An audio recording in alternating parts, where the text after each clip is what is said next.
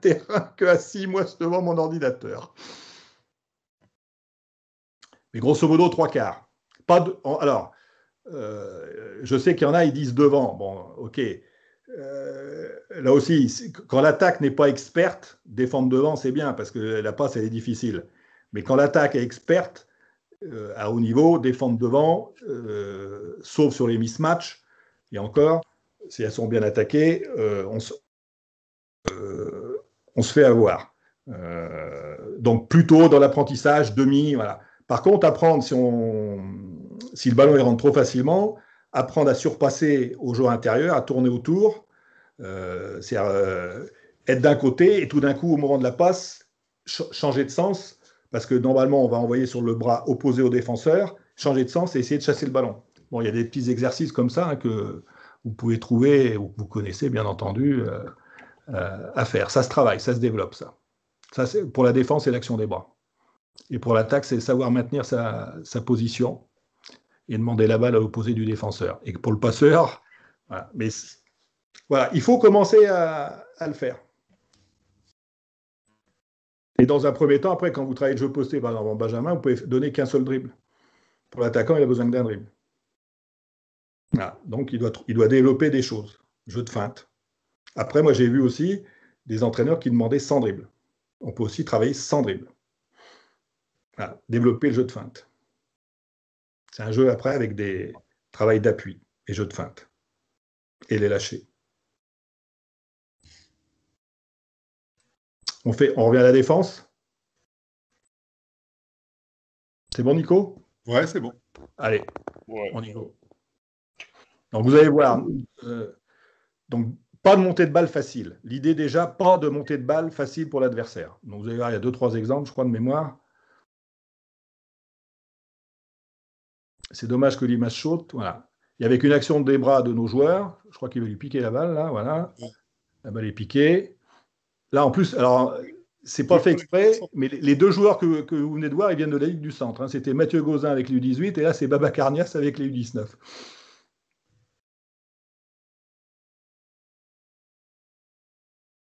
Celui-là, il vient de Toulouse.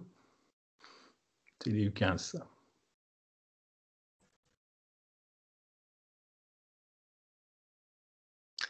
Ce qu'il faut retenir, c'est pas de montée de balle facile.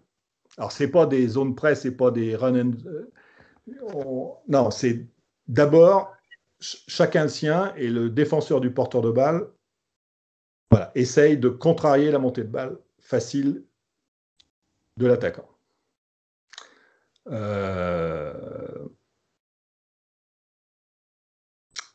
a vu le pick and roll dans l'axe à 45 degrés, je ne sais plus. Hein. Non, jeu de passe. Alors, ouais, c'est bon.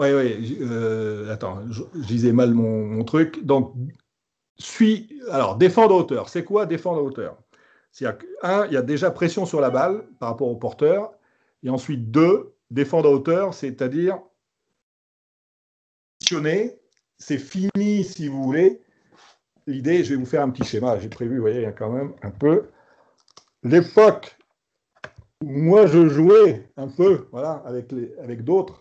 Par exemple, si on a un joueur ici avec le ballon et un joueur ici attaquant, je ne sais pas si vous voyez un peu ce que je fais, voilà. Donc là, on a un défenseur. À une époque, si vous voulez, le défenseur de cet attaquant, vous voyez, il était là. Il défendait entre le panier, donc ça c'est marqué, vous voyez, je crois c'est le premier document des orientations techniques en 2016, ou le deuxième, où c'est bien expliqué dessus. Donc, il défendait entre le panier et son joueur. Nous, ce qu'on veut aujourd'hui, je vais vous mettre la position, voilà, c'est défendre plutôt comme ça. On défend entre le ballon et son joueur. Ce qu'on appelle la défense à hauteur. Alors, la main sur la ligne de passe. Il est évident que si j'ai mes appuis sur cette ligne-là, le backdoor est compliqué, ok? Mais toujours est-il qu'on se rapproche vraiment de la ligne ballon-joueur, le plus haut possible. C'est ça, couper les lignes de passe. Après, c'est être positionné comme ça, et ça vous le verrez, et quand on regardera un peu aussi dans les garçons, il y a des actions positives qu'ils ont mis en image, mais dans les filles, comme ils ont mis des actions d'amélioration, il y a des choses un peu négatives au départ. Et vous verrez que là, si ce joueur-là veut dribbler, je ne sais pas si vous voyez bien, le fait que je sois placé entre le ballon, voilà, entre le ballon ici et mon joueur, fait que je vais dissuader plus facilement l'attaque de ce joueur. C'est-à-dire qu'en défense, un non-porteur, il doit avoir deux objectifs. Il empêche son joueur de recevoir la balle et il dissuade, il referme les espaces, il dissuade aussi les drives. C'est ça qu'on veut au niveau défensif. Et par rapport au positionnement, il y a un leitmotiv qu'on peut apprendre dès Benjamin. Voilà. Quand le ballon bouge, je dois bouger. Rappelez-vous de se rendre utile. Voilà.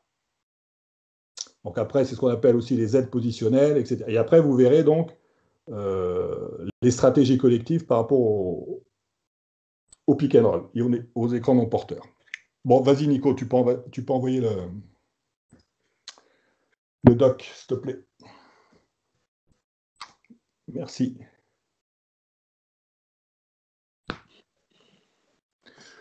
Nos joueurs sont des athlètes et on arrive vraiment à contrarier l'adversaire. Hein. Même à un très haut niveau, les démarquages, parfois, ils ne sont pas évidents.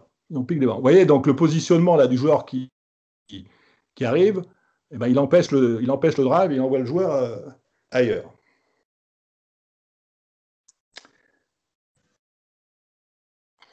Donc une défense comme ça, tout terrain, il n'y a pas de stratégie, on va dire, collective. La stratégie, c'est simplement d'être bien positionné par rapport à son joueur et au ballon. Voilà, ce qui fait que vous récupérez des ballons faciles qui vous donnent du jeu rapide et de la contre-attaque et du surnombre, et vous scorez. Vous êtes dans les paniers faciles. Et c'est toujours intéressant. Bon, sur pick and roll, donc là, on n'est plus avec les Benjamins. Hein. Tu stoppes, hein, Nico, tu fais pause. Ouais. Bon, voilà. Nous, ce qu'on veut, il y a plusieurs façons de défendre le pick and roll.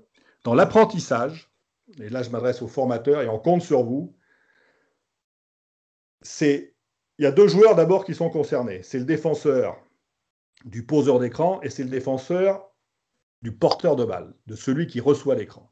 Celui qui reçoit l'écran, il doit défendre en avançant. C'est-à-dire qu'on passe systématiquement au-dessus de l'écran et pas en dessous.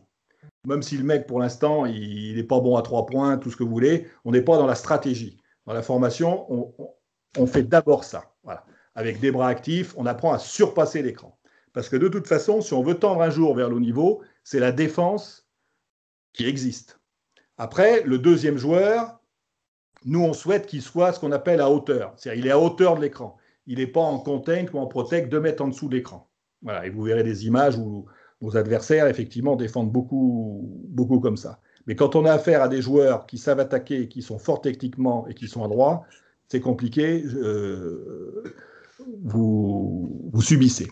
Donc nous, on veut plutôt avoir une défense agressive. Et de toute façon, quand on a formé un joueur à ça, il est plus facile pour un joueur d'apprendre à descendre et à ne pas sortir, par exemple, sur le step-out, ce que nous, on demande, que le contraire. Quand un joueur n'a pas du tout été habitué à monter avec son joueur, en même temps que son joueur, contester le déplacement sur l'écran, c'est difficile de lui apprendre ça quand il a déjà 4 ou 50 baskets derrière lui et qu'il n'a pas vu. OK ? Alors après, nous, sur notre défense collective pick and roll, Nico, on arrêtera une image pour montrer. On a ce qu'on appelle, je vous en ai parlé tout à l'heure, les intercepteurs à une passe et un safety à 2 passes. Et le safety, il est toujours du côté où il y a les 2 attaquants. Voilà. Et le leitmotiv, le ballon bouge, je bouge. Allez, on y va, parce que le temps tourne. Oui, donc on avance, voilà. Défenseur du porteur, là c'est Johan Bégarin, U18, 2019, il avance sur le porteur. Donc après, Nico, Nico si tu as peut-être eu de la flèche, explique peut-être, c'est quoi, c'est Cruzol ou... C'est Cruzol en bas là avec la genouillère ou c'est Casalon là? Non, Casalon il est safety, c'est ça? Ça c'est Cruzol. Donc Cruzol, il a une passe, il coupe. Il coupe la passe, voilà. Le safety c'est Casalon, qui est au-dessus du cercle de non-charge, parce qu'il a 2 passes. Voilà. Et qui c'est à l'opposé là? C'est Ouedraogo, c'est Ouedraogo, ouais. Ouais. qui a une passe qu'il doit contester quand c'est Miem là qui reprend son joueur ou Karen. Exactement. Ouais. C'est... Ouais. Voilà. On va prendre une image quand le grand il descend, parce que là, comme il a joué pick and pop. Bon, voilà, là, image des seniors, stop. Vous voyez, Gobert, lui, il est moins à hauteur. Voilà. Je peux vous dire que, bon, pour la petite histoire, Vincent, il s'est pas mal battu avec lui pour qu'il monte davantage encore qu'il le souhaitait. Par contre, le défenseur du porteur, il passe avec son joueur. Passer avec son joueur. Passer avec son joueur. Et le gros truc qu'il faut bien dire aux joueurs par rapport à cette défense-là, c'est que les adversaires, qu'est-ce qu'ils vont faire, ou nous, tous les coachs demandent ça, c'est d'attaquer à l'opposé de l'écran. Voilà. Donc le joueur, il a la responsabilité, le joueur défenseur du porteur de balle, d'orienter son joueur dans l'écran. Orienter son joueur dans l'écran.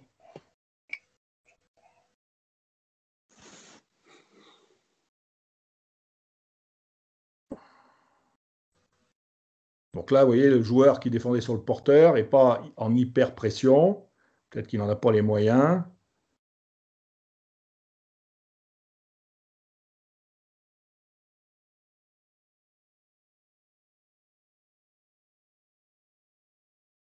Voilà. Là, vous voyez, le joueur défenseur du porteur, elle est bien cette image. Il passe avec.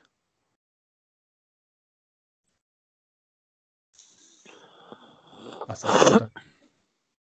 Ça saute. Ouais, ça saute. Ah, c'est dur à voir. Bah, vous le verrez hein, quand vous serez tranquille, quand vous aurez le film. Bon, cette défense nous donne des interceptions, tue un peu le jeu attaque offensif adverse, même si des fois on se fait punir. Hein, tout n'est pas parfait. Mais c'est plutôt une satisfaction et on impacte les équipes adverses. On impacte les équipes adverses.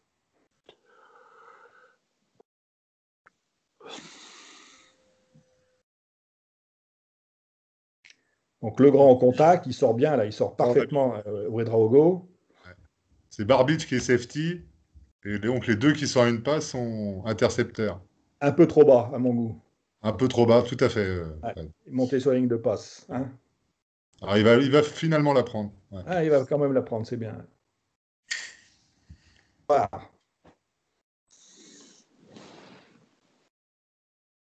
Bon, est-ce qu'il y a des questions sur la défense?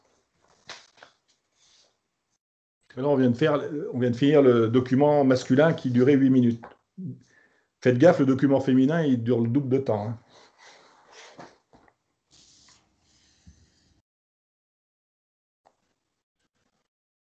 Guillaume? Non? On passe aux orientations techniques secteur féminin? Je vais demander à Benoît aussi de prendre le relais parce que moi, j'ai une connexion vraiment pas bonne. Mais là, il n'y a pas de question. Malgré la relance de Benoît. Alors, le secteur féminin, même s'il y a des choses qui... Stop, hein, Nico. Même s'il y a des choses qui vont se croiser avec le secteur masculin, eux, ils ont divisé leur document en 3 parties. Vous verrez dans un premier temps les points forts qui résultent des compétitions internationales des filles, des équipes de France jeunes. Voilà. Donc, dans les points positifs, vous verrez l'enchaînement défense-jeu rapide. Voilà. Une défense agressive qui permet de gagner les ballons et qui permet de, derrière, avoir du jeu rapide. Après, vous verrez l'animation collective offensive sur jeu placé, hein, dans un jeu de fixation passe et de pick and roll. Ça, c'est la première partie. La deuxième partie sera consacrée aux perspectives d'amélioration, tant en attaque qu'en défense. Donc, vous verrez les items. En amélioration en attaque, il y aura le 1 contre 1. Et donc, on revient sur un jeu dos au cercle, face au cercle. Voilà. Utilisation du stop tir après dribble. Ensuite, en défense, c'est le 1 contre 1, c'est-à-dire tenir son duel et collaboration défensive. Voilà. Avec, pour terminer, un chapitre sur le rebond et le box-out où il trouve que ce n'est pas suffisant. Et le dernier item, donc après les points positifs et les perspectives d'amélioration, ça sera la meneuse de jeu. Et bon, je vous en parlerai quand on arrivera à la meneuse de jeu. Je me tais. On lance les points positifs pour le secteur féminin.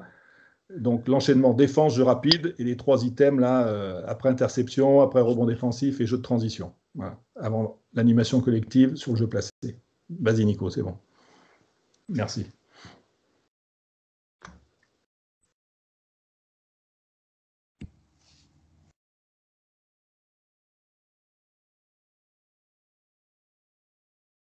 Donc, au niveau international, de toute façon, hein, quand vous avez une interception, souvent 9 fois sur 10, pour ne pas dire, il n'y a pas 10 sur 10, mais bon, c'est 2 points derrière.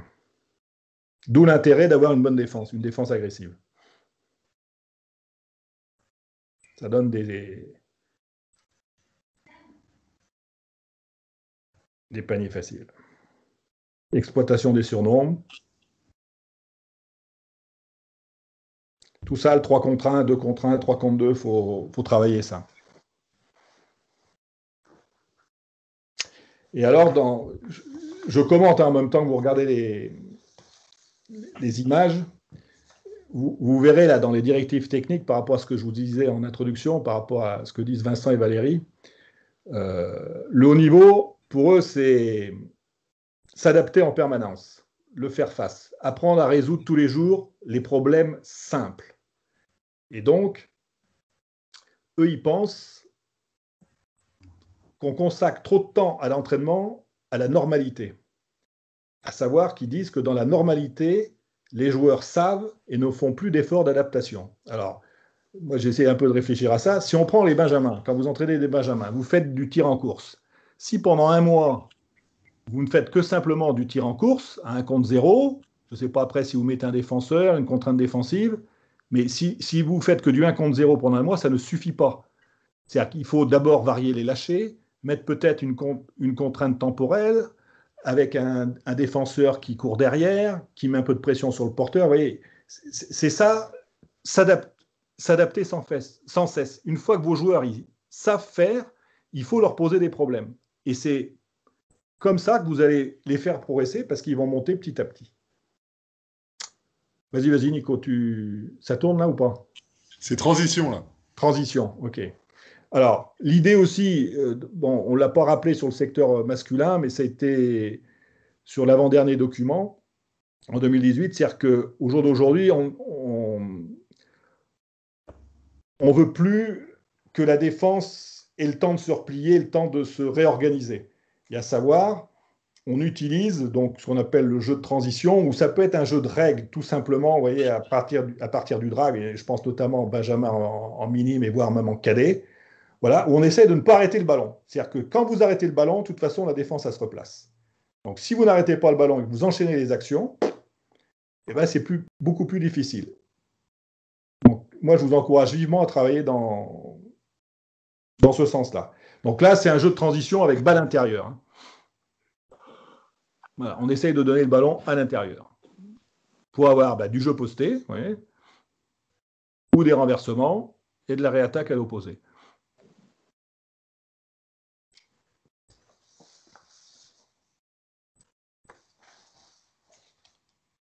Pensez, hein, au niveau pédagogie, mettre toujours des contraintes aux joueurs. C'est-à-dire quand le joueur il sait faire, eh ben voilà, c'est bien. Il pose un autre problème. Pour qu'il soit sans cesse obligé de s'adapter et de développer des choses dans son jeu, dans son intelligence de jeu, dans ses techniques.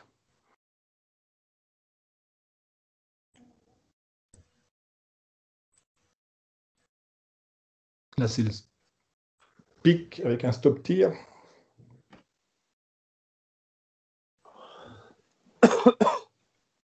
Ça saute. Hein. Je suis désolé de vous montrer des images comme ça. Moi, ça saute pas. Mais bon, s'il y a que moi, c'est pas...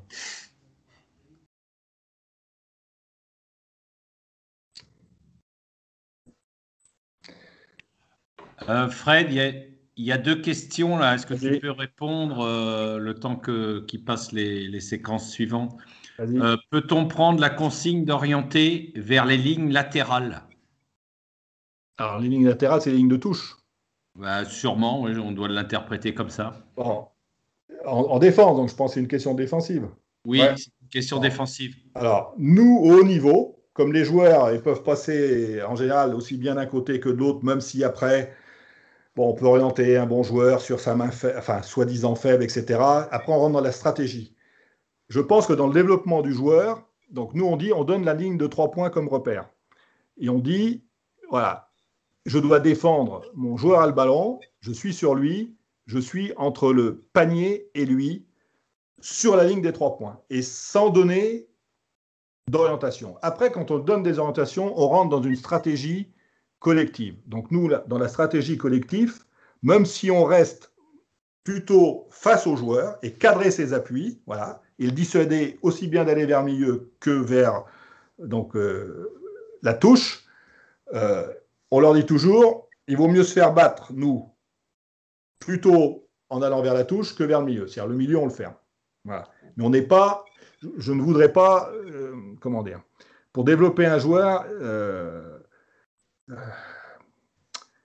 essayer de lui donner des choses simples. C'est-à-dire que si vous l'enfermez déjà dans une seule situation, c'est-à-dire on n'oriente que ligne de touche, puis on est vraiment fermé, ça ne me semble pas très cohérent. Voilà. Je ne sais pas si je me suis bien fait comprendre. Voilà. Tenir son duel.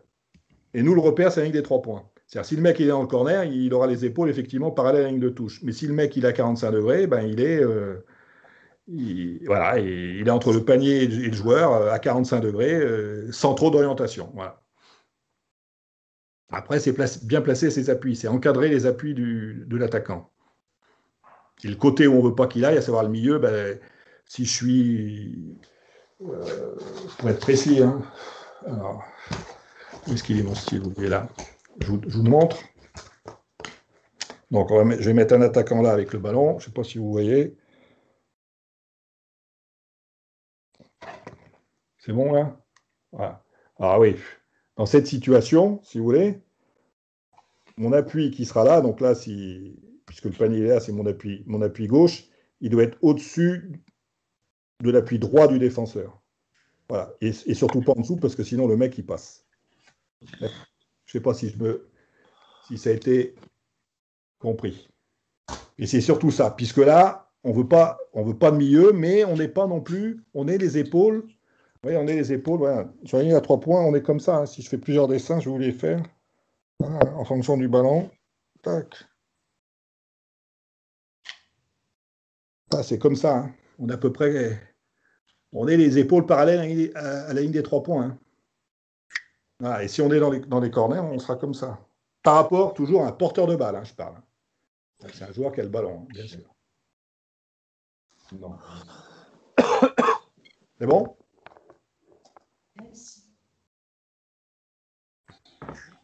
Fixation passe, Nico, c'est bon? Alors, il y avait une autre question. Vas-y. De Guillaume Blachier sur la situation de pick and roll qui est le joueur en responsabilité sur la passe transversale vers le joueur défendu initialement par le safety. Quelle organisation défensive? Ça dépend jusqu'où le safety va. C'est-à-dire, le safety peut reprendre son joueur, ou ça peut être, comme il y aura 2 joueurs, l'autre il peut descendre et le safety reprend le joueur qui est en haut. Là, après, ça dépend. C'est souvent ce que tu viens de dire qui se passe. C'est la règle du plus près. Ouais. Après. Mais c'est là où c'est une des difficultés de défendre la hauteur. Attends, je fais schéma sur la plaquette. Ouais. Un peu. Donc, je mets S le safety. Le safety, je vais mettre par exemple le 3 ici, le 4 ici, le 5 là. Ça, c'est le 1, le 2 ici ou le 2 là. Voilà. Bon, grosso modo, nous dans notre défense.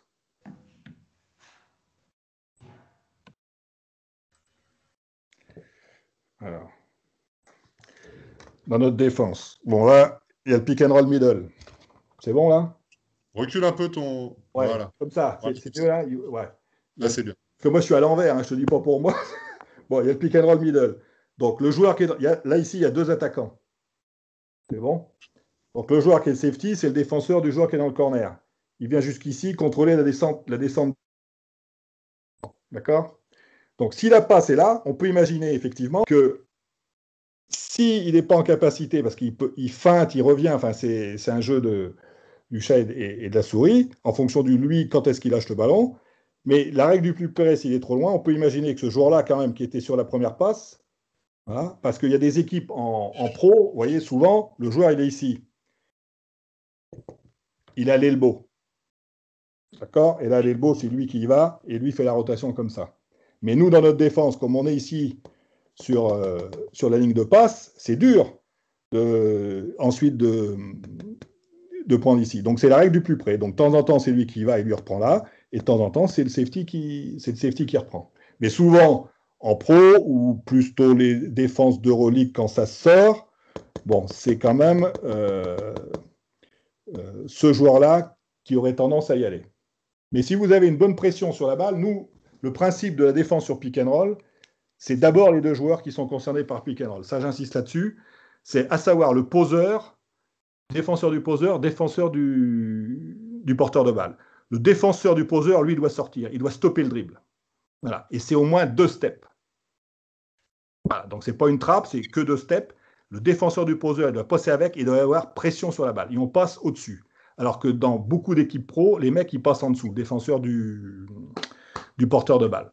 Nous, c'est la défense qu'on a voulu développer et qui porte ses fruits, je peux vous le garantir, l'été dans nos compétitions de jeunes. Parce qu'après, il est plus facile toujours de mettre un peu moins d'agressivité, un peu moins de défense, que d'augmenter l'agressivité. Mais si la pression sur la balle est bonne, la passe, elle n'est pas simple. Hein. C'est pour ça que le safety, il a le temps aussi de revenir. Ou on fait la rotation, ça dépend. Parce que les joueurs, après, ils bougent, vous voyez. C'est-à-dire que, par exemple, dans les corners, pour nous poser des problèmes, ben, ils intervertissent le joueur du corner avec le joueur qui est en haut. Donc là, qu'est-ce qu'on fait? Voilà. Soit chacun garde son joueur, ou soit aussi on peut prendre, et nous c'est ce qu'on avait fait avec les U19, on prend l'option de geler le safety. C'est-à-dire, quel que soit, là ici, ils peuvent nous jouer la musique, nous on est placé, la priorité c'est de contrôler la descente du grand, avant que le grand ne reprenne son joueur. Donc c'est le safety. Et donc le safety, après, ben, il change de joueur. Si le 4 il est descendu là, le 2 il est remonté, ou le 3 il est remonté, on inverse. Voilà. C'est bon? Ça me semble bon. Allez, séquence de fixation passe. Il y a une action magnifique.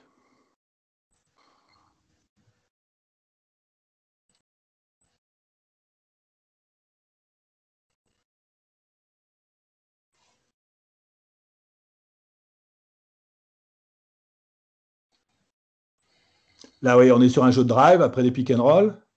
Et les filles, elles sont bien placées, là, moi, je trouve. Il y a juste l'histoire du soutien qu'on aurait pu, vous verrez, enfin, vous aurez le temps d'analyser ça. Mais sinon, c'était bien.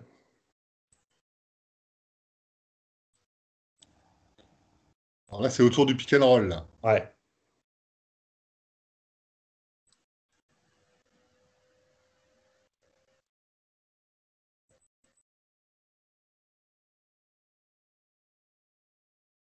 Alors, vous voyez les défenses, là. Hein, la première, elle était basse. Hein, donc, entre guillemets, c'est facile à attaquer. Hein. Là, il y a eu un switch, puis après, la joueuse a reprend sa joueuse. Donc, l'autre, la grande, elle est perdue. Donc, c'est bien attaqué, mais c'est très, très mal défendu. Mais au niveau attaque, c'est bien. Et c'est ce qu'on veut, là. On est dans les points positifs. Hein.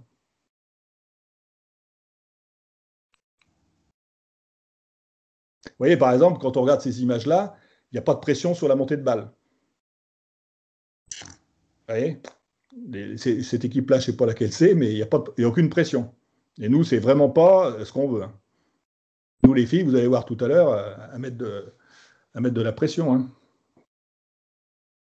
Alors, on passe aux perspectives d'amélioration pour les filles. Donc, en attaque, le 1 contre 1. Alors, pour en avoir, parce que vous savez tous que je ne suis pas un spécialiste du basket féminin. Il y en a qui regardent et qui sont des spécialistes, je le sais. Donc, je me suis entretenu avec quand même les entraîneurs nationaux du secteur féminin pour justement être le plus juste possible dans mon intervention. Et eux, ce qu'ils veulent faire passer comme message, je lis mes notes, c'est ils souhaitent que vous développiez le jeu des filles du 1 contre 1 en variant les situations d'opposition, à savoir les phases de jeu. Ça peut être sur du jeu rapide, ça peut être sur du jeu placé, ça peut être après dribble, ça peut être du jeu posté, etc. C'est ça qu'ils souhaitent, de varier, de ne pas toujours faire le même 1 contre 1. Et là, on en revient aux aspects pédagogiques. Je vous dis, un des arts, parce qu'il n'y a pas de vérité, mais un des arts de la pédagogie, c'est de surprendre. C'est-à-dire que quand vous recevez vos joueurs à l'entraînement, il y a peut-être un canevas que vous avez mis en place avec votre équipe tout au long de l'année, Mais vous devez surprendre. C'est-à-dire que le joueur, il ne doit pas s'attendre à ce qu'il va faire à l'entraînement. Voilà, c'est comme ça que vous allez capter son attention. Et je recolle ça, je vous dis, au message que veulent passer nos entraîneurs nationaux chez Léa, à savoir le faire face, c'est-à-dire donner des contraintes, obliger le joueur à s'adapter. Voilà. Je n'en dis pas plus. Vas-y, Nico.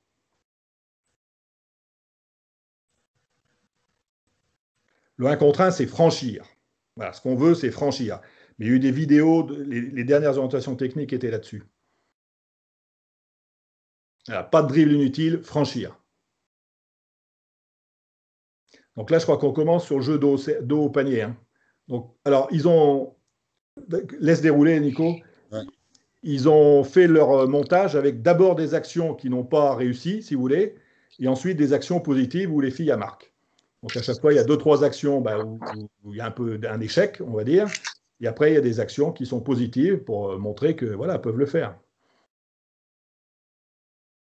Mais pour eux, ce sont des pistes d'amélioration. Donc dans un premier temps, c'est le jeu intérieur, dos au cercle et face au cercle. Les finitions.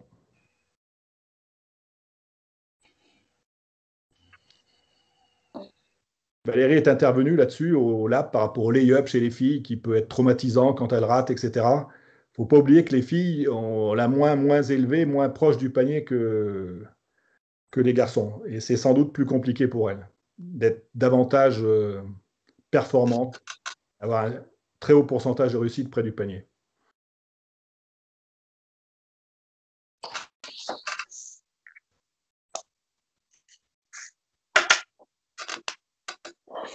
Ouais, dans le jeu sans ballon autour du drive, c'était pas mal, là. Et j'insiste là-dessus, hein, moi. En benjamin minime, soyez calez vos équipes là-dessus. Le jeu autour du drive. C'est-à-dire, le ballon se rapproche de moi, je m'éloigne. Le ballon s'éloigne de moi, je peux peut-être me rapprocher de lui, en faisant des coupes ou en venant en soutien.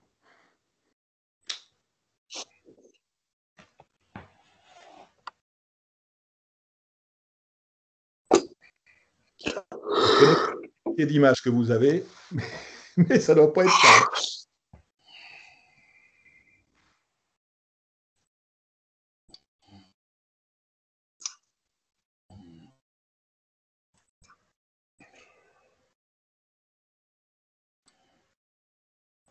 Ça saute.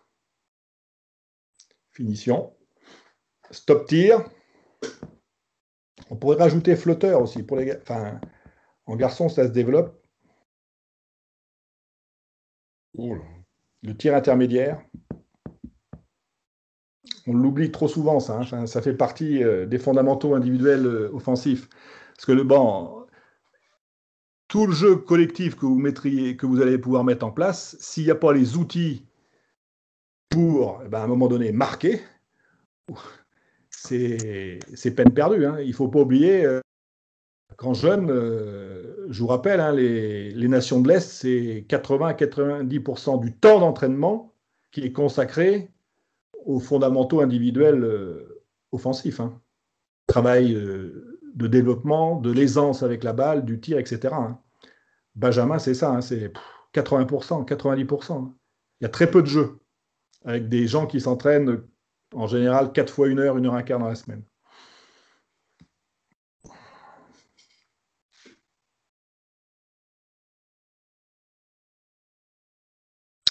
Bon, ça, c'était pour l'attaque.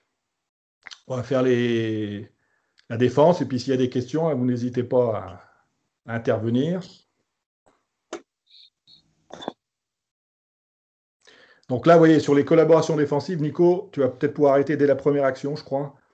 On n'en fera qu'une avec celle-là, mais elle parle bien, il me semble. La top, tu vois, top. Ouais. Tu peux revenir un peu en arrière au début, quand la fille prend l'intervalle, là.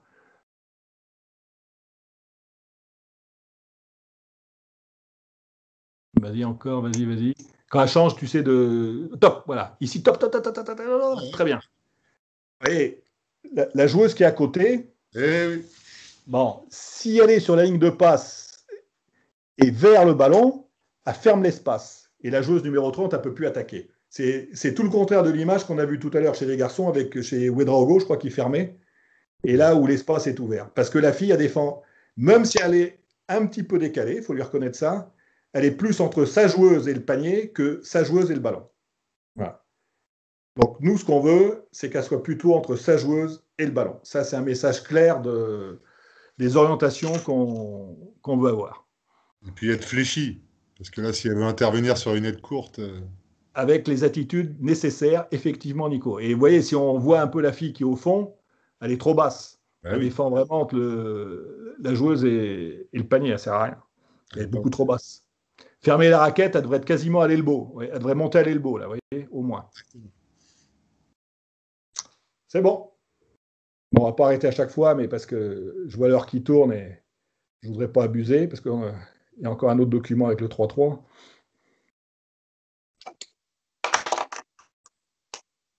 Ce qu'on appelle les aides courtes. Là, c'est pareil, elle aurait dû intervenir. Là. Je crois que c'est la même. En plus.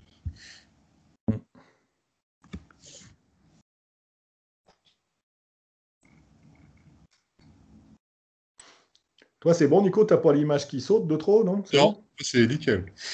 Allez, on va ça saute sans arrêt. Et pourtant, j'ai la Hein? Je te dis pas. C'est peut-être le seul. Hein. Guillaume, toi, c'est bon? Moi, c'est très mauvais. Ah ouais. Rassurez-moi, parce que, disons...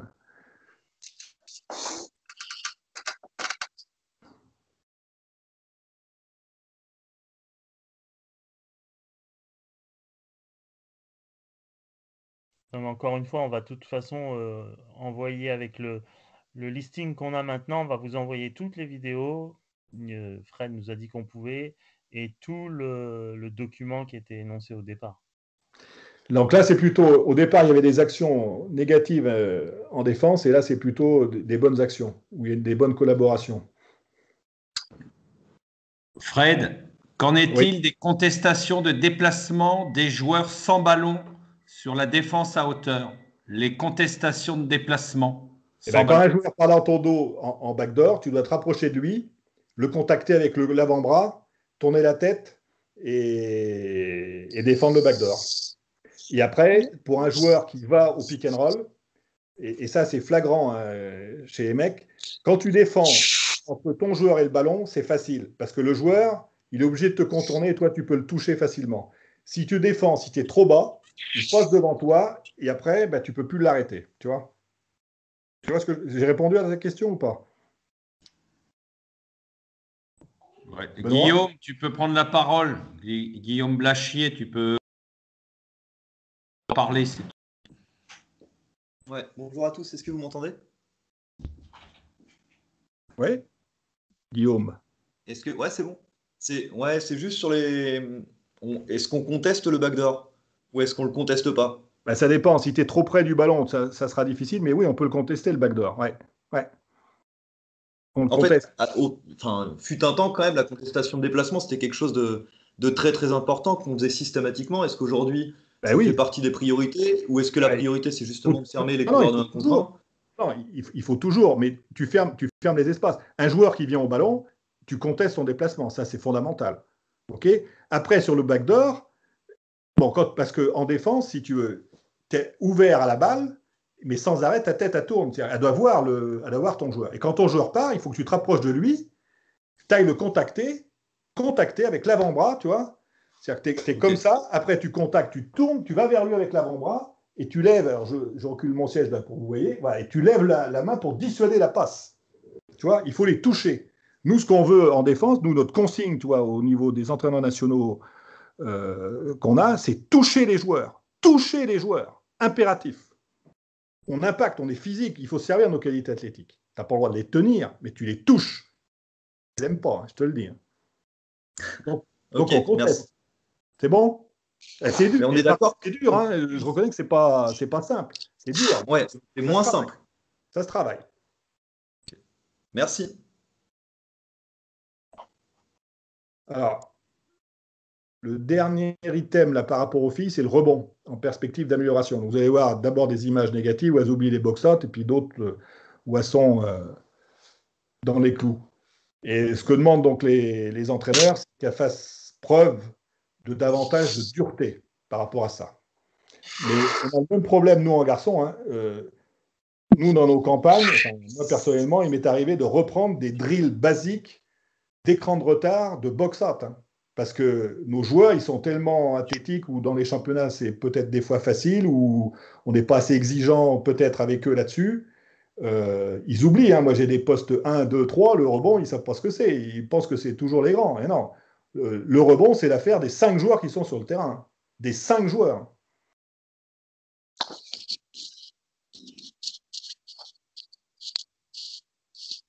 Ah, il faut aller chercher son joueur, il faut le contacter, et ça se travaille. Hein. Et là-dessus, vous voyez, les Américains, les Nord-Américains sont plus en avance que nous là-dessus, sur le rebond offensif. Parce que pour travailler le rebond défensif, il faut essayer d'abord de travailler le rebond offensif. Comme ça oblige les joueurs à bloquer leurs joueurs. Alors, s'il n'y a pas de questions rapides, là, le dernier chapitre du secteur féminin, c'est sur la meneuse de jeu. Alors, pourquoi la meneuse de jeu qu'ils ont voulu mettre en avant? Eux, ils font le constat qu'il y a quand même, on est dans un pays où on a quand même beaucoup de licenciés féminins, et que par rapport donc au volume de joueuses, ils pensent qu'ils n'ont pas assez de joueuses avec ces profils de meneuses de jeu. Donc maintenant, ils vont vous expliquer, vas-y, tu fais dérouler, Nico, les critères un petit peu nécessaires à une fille pour être meneuse de jeu. Je crois qu'il y a du texte derrière. Bon, le charisme, le leadership, c'est elle qui rassemble, qui parle. Voilà. Donc, attitude de leader, capacité à communiquer, à regrouper, à diriger. Eux, ils disent qu'on spécialise trop tôt les petites joueuses. C'est-à-dire que quand on fait une équipe, voilà, la plus petite amène le jeu, entre guillemets. Alors que pour le haut niveau, ce n'est pas la plus petite qui sera forcément meneuse. Même si la taille n'est pas un handicap, on va dire. Des meneurs, des meneuses, il y en a de toute taille. Hein. Vous prenez Poupa, ce n'est pas une joueuse de grande taille. Mais là, quand même, la tendance, c'est effectivement, on a plus souvent des joueuses qui sont entre 1m70 et 1m80 que du 1m70. Voilà. Même si ça existe, hein, Céline Dumerc et Poupa, qui sont des très bonnes joueuses, font cette taille-là. Et donc, on spécialise trop tôt. Donc là, le premier critère qu'ils mettent en avant, c'est un peu la capacité à être leader. Parler, ouvrir la voie, donc vous allez voir des images un petit peu de rassemblement, de discussion. Voilà, c'est comme ça qu'ils ont voulu l'imager, le montrer. Après, on parlera des compétences un petit peu techniques. Ouais. Rôle de leader. Donc après, si je suis une leader à 1m75, il faut laisser faire ça. Alors après, ça dépendra des compétences techniques. Est-ce que cette fille pourra jouer meneuse ou pas? J'en sais rien. Mais il ne faut pas l'écarter. Je pense qu'ils veulent faire passer comme message, il ne faut pas l'écarter définitivement par rapport à ça. Si elle a déjà ces qualités-là, de leader, de leadership, c'est bien.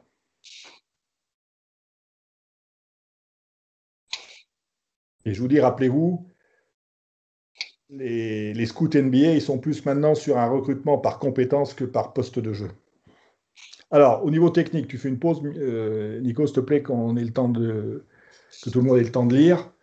Donc, être capable de monter le ballon sous pression défensive, de relancer et à faire la première passe, et d'abord, capacité à créer du jeu pour les autres avant que ça soit pour soi. Voilà.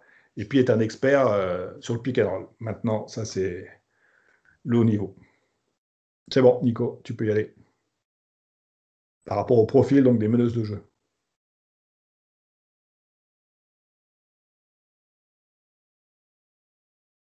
Ah. C'est bon? Ouais, c'est bon.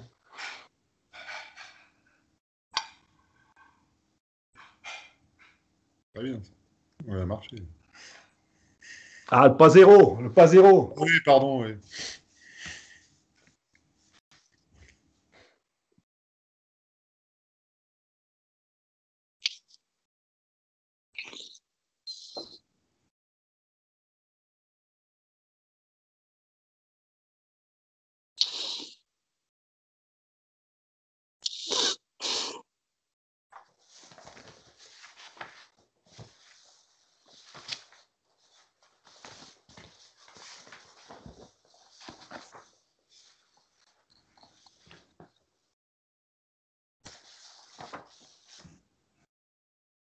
Dans la tendance du jeu, hein, j'en profite pour parler en même temps, qu'ont noté Vincent et Valérie, il y a quasi la disparition des mouvements longs, hein, au profit de mouvements courts, ou deux intentions fortes qui se finissent en général par un pick and roll. Hein.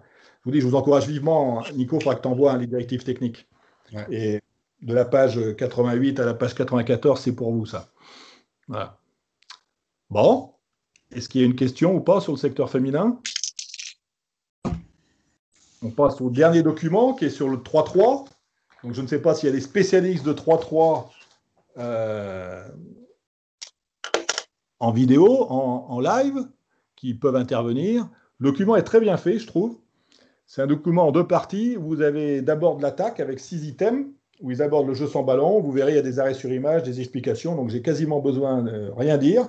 Le pick and roll, l'attraper, jouer, agressivité, la transition offensive, l'adresse, le rebond offensif et défensif. Ça, c'est les 6 premiers items pour l'attaque. Attends un peu, hein, Nico. Je fais une pause là, peut-être qu'ils aient le temps de lire. Et après, il y aura pour la défense avec 3 items, la transition défensive, la défense sur pick and roll et l'activité des mains. Ou le 3-3 est une bonne alternative au 5-5. C'est-à-dire qu'il y a des joueurs et joueuses qui sont, si j'écoute mon collègue Richard Billan, qui est donc le responsable national au niveau du 3-3, il y a des joueurs et joueuses avec plus d'espace, j'ai envie de dire, donc moins joueurs sur le terrain, se découvrent une haute agressivité. C'est plus facile pour eux de jouer sans ballon, etc. Et comme le règlement est bien fait avec ces 12 secondes où on doit réattaquer tout de suite, etc., où on doit vite changer de rôle, je trouve que c'est une bonne alternative dans le développement des joueurs. Ça ne suffit pas pour jouer au 5-5, mais pour développer des qualités technico-tactiques, c'est intéressant. Et individuel surtout, dans l'agressivité. Fred, je voudrais juste rajouter ce que tu l'as dit. Tout à l'heure, quand on a parlé tu vas me sauver. Genre profondeur et d'enchaîner, c'est excellent outil de formation. Donc, par rapport à toutes ces choses-là, et puis sous l'agressivité, sous la défense, et puis sur fixation, on passe. Et puis quand tu as parlé aussi d'intelligence de jeu, ça profite parce que, notamment par rapport aux jeunes, on a plus d'espace et on peut être réactif aussi parce qu'on ne peut pas se cacher derrière les autres. Il faut qu'on prenne l'initiative personnelle en attaque et en défense, tenir notre joueur. Donc, c'est pour ça que je dis que c'est un excellent outil de formation. Et quand on veut développer ces choses-là, donc j'encourage tout le monde à faire du 3-3. Voilà. Donc, je confirme que le document, il est très bien fait et je profite aussi de dire à tout le monde que vous pouvez aussi vous trouver différentes choses gratuitement sur Sport Canal Basket. Donc, tous ces documents sont sur cette comment dire, sur cette plateforme. Donc, et dernière chose, sur les images que vous allez voir, donc je ne l'ai pas vu avant, mais je pense que c'est le même document, c'est par rapport à la tactique, toutes les équipes France 3-3, U18, U23 et seniors sont sous la même base de jeu. Donc, on essaie de développer vraiment, quand les filles, après, qu'elles finissent la U18, ils vont U23 et U23 des seniors. Il n'y a pas de difficulté d'enchaîner de différentes catégories. Donc, on peut parler d'une identité basket français 3-3. J'ai fini. Merci, Anna. Allez, on voit le document.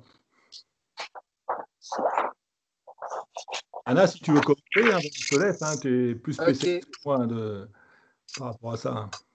Même si après, on retrouve les principes du jeu de 5-5. Donc, jeu sans ballon, beaucoup autour de passes. Des très bonnes équipes de 3-3, c'est quasiment jeu de passe. Voilà, donc passe coupée. Et voilà, tous ces fondamentaux individuels, bon, il y a plus d'espace, donc on peut plus facilement voir le jeu. Mais il y a aussi, c'est aussi maîtrise technique individuelle qui est important, forcément. Donc là, on part de passer bas autour de jeux postés. Donc ça, c'est des situations sur pause écran non porteur. On va poser l'écran non porteur et ouvrir tout de suite au ballon. Vous avez pu voir sur les images, il y a très peu de dribbles.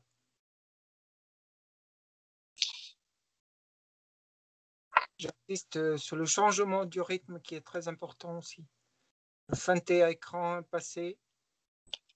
Bon, les images sont arrêtées, mais quand on joue, c'est vraiment enchaîner et voir intelligence de jeu, donc vraiment voir les ouvertures et passer les ballons correctement. Pause écran aussi, c'est important.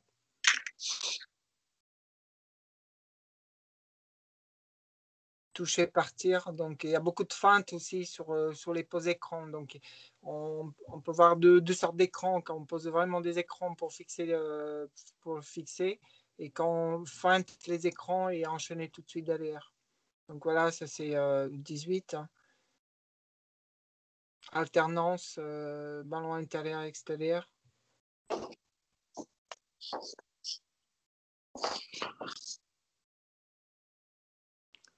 Bon, forcément, ça a l'air plus facile quand on a plus d'espace. Ah oui. Mais pour 5.5, dans les documents précédents à des orientations techniques, dans la pose d'écran, on insistait sur le rôle du poseur et sur le rôle du receveur. Hein. Le poseur, rapidement, c'est encadrer les appuis du défenseur, enrouler ses épaules, s'arrêter en arrêt alternatif. Et le receveur, c'est surtout ne pas partir trop tôt, attendre que le poseur il ait posé son écran.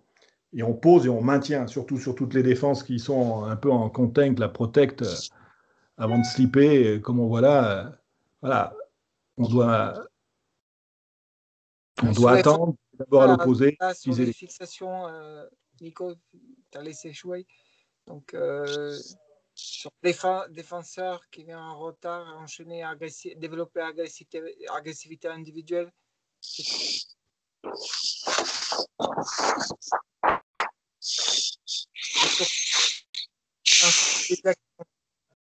Franchir.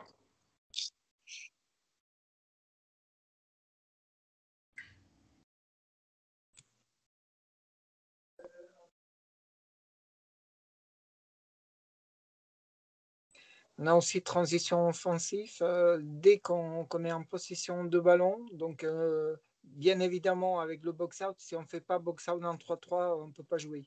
Donc, on travaille vraiment sur les situations box-out et ensuite enchaîner, sortir vite derrière la ligne de 3 points et enchaîner soit par le dribble, soit par la passe. Mais encore une fois, on privilégie jeu de passe, jeu rapide. Forcément, avec les passes, on va plus vite. Voilà, très bien. Ouais, ou dès que le ballon est sorti des 3 points, on peut réattaquer. Hein, pour préciser un peu la règle. Enchaîner autour de ballon. Donc, tu as parlé utilité. Moi, je dis disponibilité pour la balle. Je passe, j'enchaîne. Donc, c'est vraiment. En plus, comme on a 2 secondes pour attaquer, c'est vraiment très actif. Donc, au 3-3, c'est sprint pendant 10 minutes. Mais être toujours le jeu autour de ballon. On a l'impression que c'est 3-3, si je prends le ballon, je joue toute seule. Mais quand vous regardez vraiment des très fortes équipes, c'est vraiment jeu sans dribble. C'est que des passes.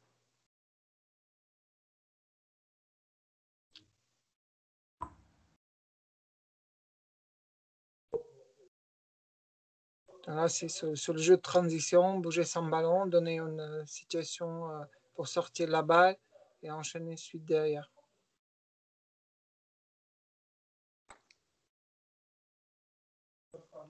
Donc, privilégier les sorties à 45, forcément, parce que quand on est près de la ligne de fond, on a la ligne qui peut nous piéger.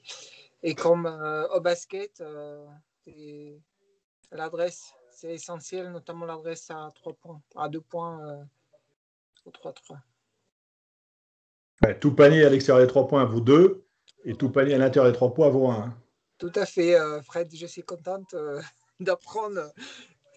Tu maîtrises les règles de 3-3. Certaines. Et on a 12 secondes pour tirer. Oui, bien.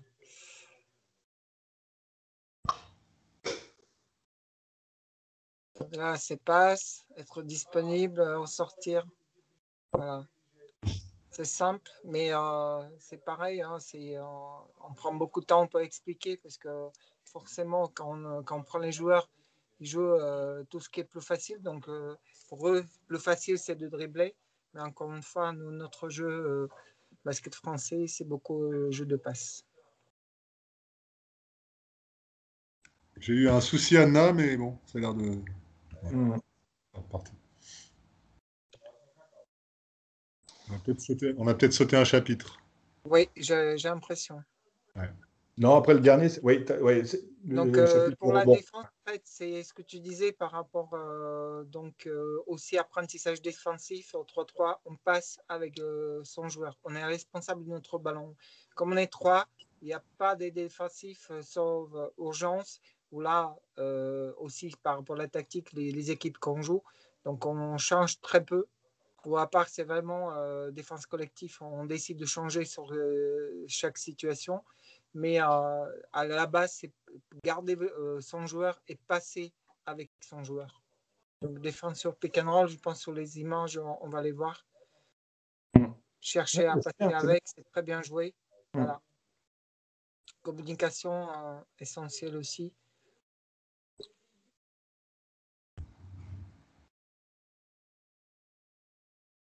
J'ai des soucis là. Ouais. C'est bon. Ça tient. On est sur le passer avec là. On passe avec. Porteur, non porteur, c'est pareil. Communication, on garde nos joueuses avec la main sous la hanche.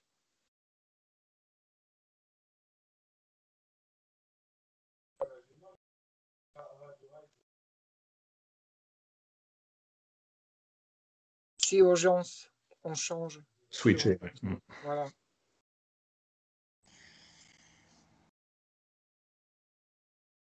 Là, c'est quand on ouvre trop, mais là, c'est bien anticipé. Et quand on ouvre trop, on peut prendre donc les joueurs derrière le dos. Et ça, ce qu'on veut éviter. Ce qui est important, garder le contact. Et nous, en défense aussi, on dit aussi garder les pieds au sol. De ne pas sauter. Ça, c'est très important. L'activité des mains, toujours la main sur la balle. Parce que là, 3-3, il y a très grands shooters. Et les tirs vont partir très vite. Si on n'est pas sur la balle, les tirs partent très vite. Excuse-moi, j'ai une question sur les close-out, pointe de pied ou talon-pointe. Y a-t-il un réel travail sur les habitudes de contester avec la main face au tireur, gauche ou droit? Non. Surtout quand on ne veut pas donner un axe. C'est garder vraiment les appuis, donc comme effet Minia, la balance sur la main et pas donner vraiment un axe pour partir au panier. Garder les appuis au sol et ni trop près ni trop loin. Voilà, la règle c'est la même.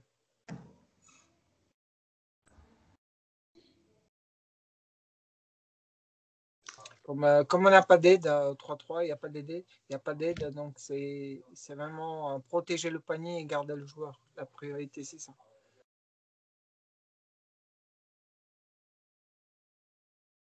Je ne sais pas s'il y a d'autres questions.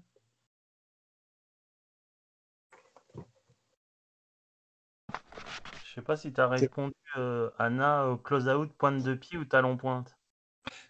Ça, forcément, quand on garde les appuis au sol, ça dépend des qualités et aussi des chacun des joueurs. Donc, on n'a pas trop le temps de développer ça sur les choses parce qu'on a très peu de temps vraiment sur les stages.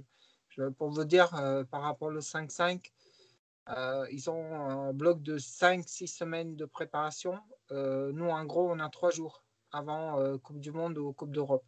Donc, en 3 jours, apprendre les fondamentaux individuels, défensifs, offensifs, mettre en place tactique quand les joueurs ils n'ont jamais pratiqué de 3-3.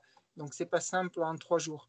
Donc vraiment, on donne des axes de travail ou des règles défensives plutôt que travailler sur les fondamentaux individuels défensifs. Bon, la réponse est les 2 premiers tiers en course, donc plutôt pointe, et le dernier tiers en talon pointe plutôt. Ralentir. Voilà. Baïla, je crois, qui avait posé la question. Moi, j'ai une question. Souvent, en Benjamin Région, on voit des jeunes qui ont des difficultés pour faire la transition attaque-défense, de passer de position de défenseur à attaquant, par exemple. Est-ce que le 3-3 peut aider à résoudre ce problème-là?